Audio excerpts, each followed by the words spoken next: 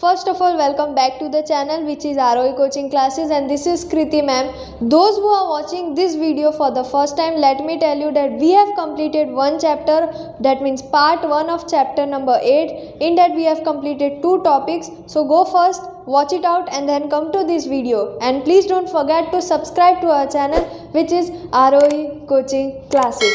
Now let us start. In this video we are going to cover 2 topics. Let us start with first topic, that is planning and conservation of resources. As you all know, resources is must. Resources are of 2 types, renewable and non renewable. तो उसको preserve as well as conserve कैसे करना है वो देख लेते हैं. पहले फर्स्ट टॉपिक, गैदर इन्फॉर्मेशन. अब यहाँ पे किसका इन्फॉर्मेशन गैदर करना है?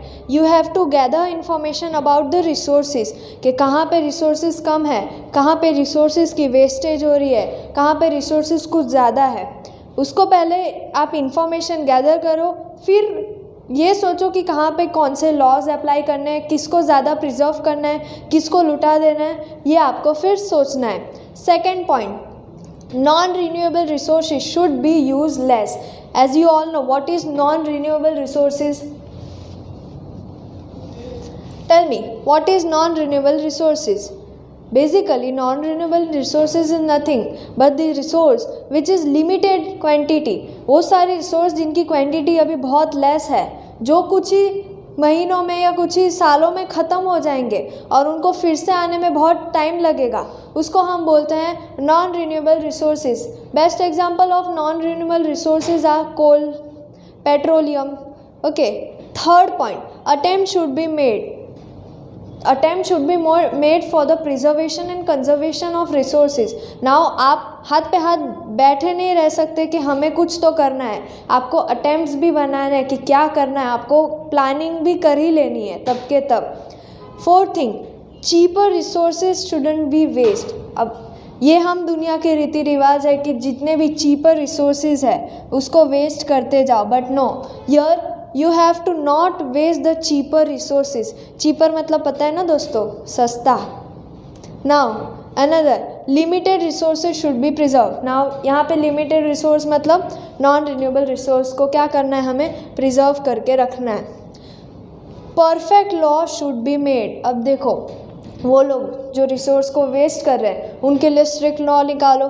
वो लोग जो रिसोर्स को बचाने में आपका सहारा दे रहे हैं उनको अवार्ड दो सबके सामने.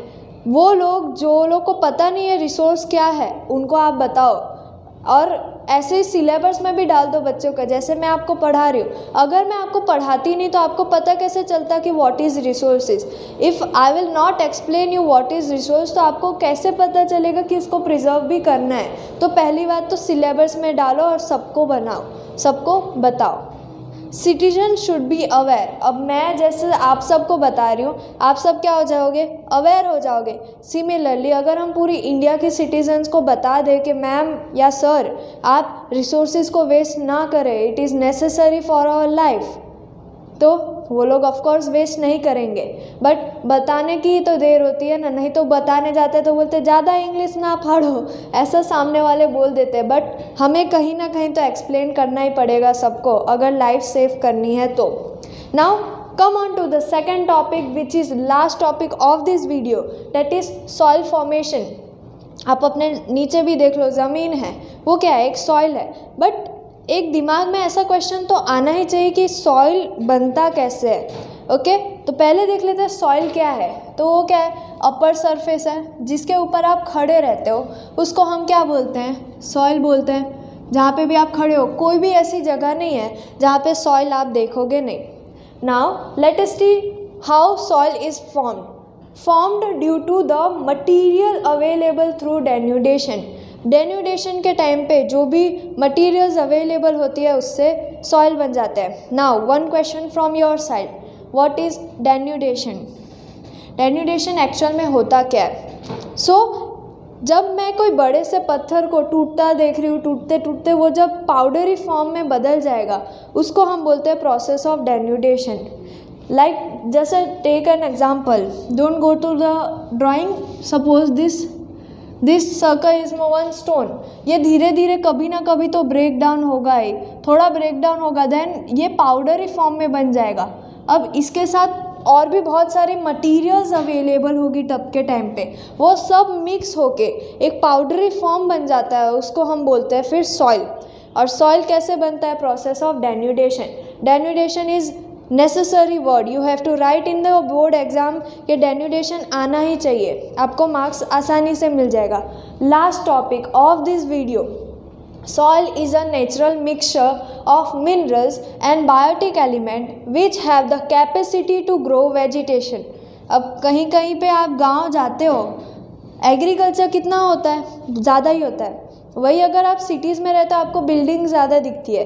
तो ये वर्ड आया कहाँ से? फर्टाइल और इनफर्टाइल, फर्टाइल और इनफर्टिलिटी मीन्स ये आया कहाँ से? तो वो सारी सॉइल जिसमें बायोटिक एलिमेंट्स कम है, जिसके अंदर कैपेसिटी कम है, वो इनफर्टाइल है, उसमें फर्टिलिटी कम है, मतलब वो ग्रो कम कर पाएगा कुछ भी। और वो सारी सॉइल्स जिनके अंदर बायोटिक एलिमेंट ज़्यादा है, मिनरल्स ज़्यादा है, उनके अंदर कैपेसिटी है कि वो वेजिटेशन ग्रो कर सके, तो उनको हम बोलते हैं फर्टाइल सॉइल, कि वो कुछ भी ग्रो कर सकते हैं। ओके, तो उनकी प्रोसेस, उनके बनने से ही पता चल जाता है कि वो हमें क्रॉप देंगे या नहीं देंगे। आई होप सबको समझ आ गया होगा। If you want to take the screenshot then you can, and please don't forget to like, subscribe and share to our channel which is ROE coaching classes. Thank you so much everyone, thank you.